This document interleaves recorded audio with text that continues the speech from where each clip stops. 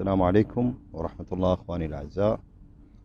تحياتنا لكم متابعينا وأصدقائنا في كل مكان.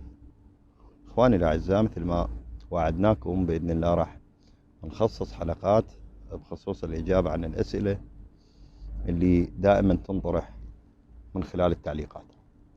قسم من هاي الأسئلة احنا أجبنا عليها من خلال التعليقات، لكن مثل ما تعرفون الكتابة أحيانا ما تفي بالغرض، لهذا احنا قررنا أن نخصص مقاطع فيديو قدر الإمكان نذكر بها الإجابات بشكل مفصل وواضح. عندنا من ضمن الأسئلة اللي تنطرح سؤال: ما هو علاج الإسهال عند الطيور؟ الإسهالات يعني هي بشكل عام علامات تظهر يعني بالطيور وتظهر حتى عند الإنسان وباقي المواشي.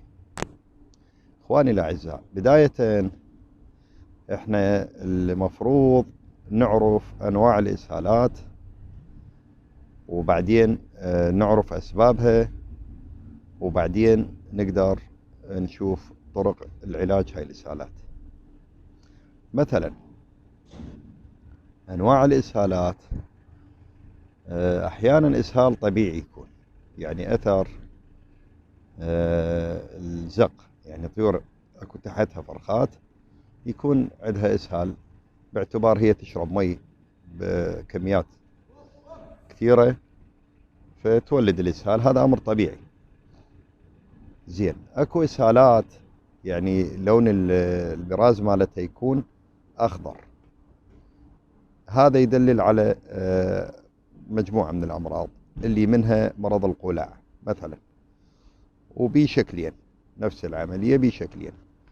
احنا طبعا ما نريد نتطفل على الطب، لكن من خلال تجاربنا وممارساتنا نذكر أشياء قد نعرفها.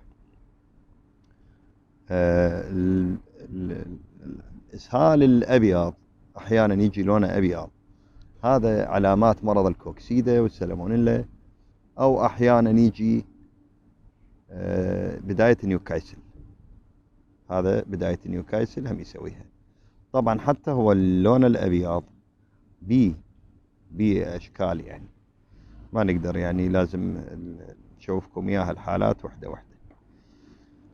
أسباب الإسهالات قلنا ينتج أحيانا سبب طبيعي اللي هو مثل ما وضحنا لكم الزق، هذا أمر طبيعي يصير لونه عادي بس بيه نسب سوائل المي، لون المي طبيعي. زين، هذا أمر طبيعي إذا تحته كان زق. أحيانا ينتج بسبب الطعام، أكو بالعلف أحيانا مواد تسوي إسهال مثل الإذرة الصفراء إذا كثرت، هذا هم تقدر تغير الطعام.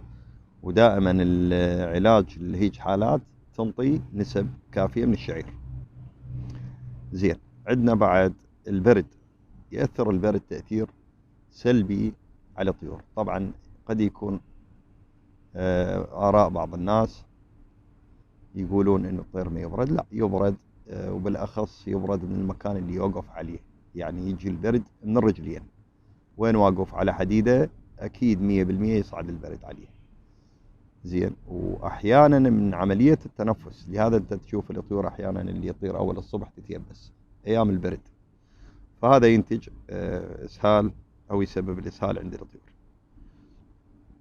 وأكو أسباب ثانية يعني باقية اللي مثل ما ذكرنا لكم، اللي طيور تحمل بعض الأمراض تسبب لها الإسهالات.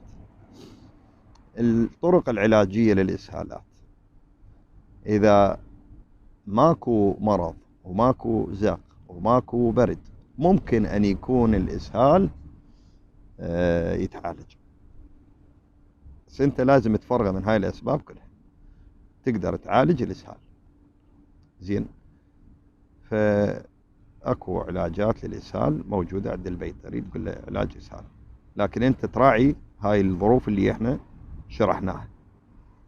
زين، منها تتغير، منها تتعالج بتغيير الأعلاف، ومنها تتوفر التدفئة هم كعلاج إذا كان أثر البرد، ومنها إذا كان مرض تقدر تنطي